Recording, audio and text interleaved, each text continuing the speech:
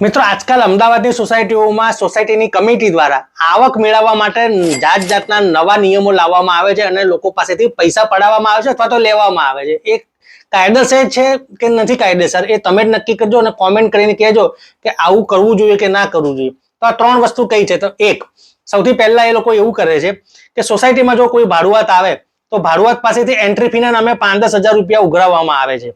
બીજી વસ્તુ, કોઈ જો લિફ્ટનો ઉપયોગ કરે, લિફ્ટમાં કોઈ સામાન લઈ જવાનો હોય તો સામાન લઈ જવા માટે કહેવાય ને 1,000 રૂપિયાથી લઈને 5,000 રૂપિયા સુધી ચાર્જ કરવામાં આવે. અને ત્રણ, અને આ વસ્તુ તો એવી છે કે કોઈ પણ બ્રોકર હોય, જો બ્રોકરને એ જે ફ્લેટ જે અપાર્ટમેન્ટ છે એમાં સેલ કે રેન્ટ કે કશું કરવું એનું કામકાજ કરવું હોય તો બ્રોકરે સોસાયટીમાં રજીસ્ટ્રેશન કરવાનું ને એના 5,000 થી લઈને 15,000 રૂપિયા રજીસ્ટ્રેશન ફી લેવામાં આવે છે.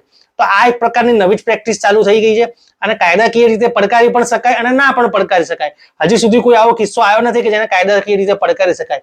પણ આ બાબતમાં તમારી સોસાયટીમાં શું થઈ રહ્યું છે, તમારી સોસાયટીમાં શું નિયમ બનાવ્યો છે અને આ નિયમ યોગ્ય છે કે નહીં આવક મેળવવા માટે, જરૂરથી મને કહેજો.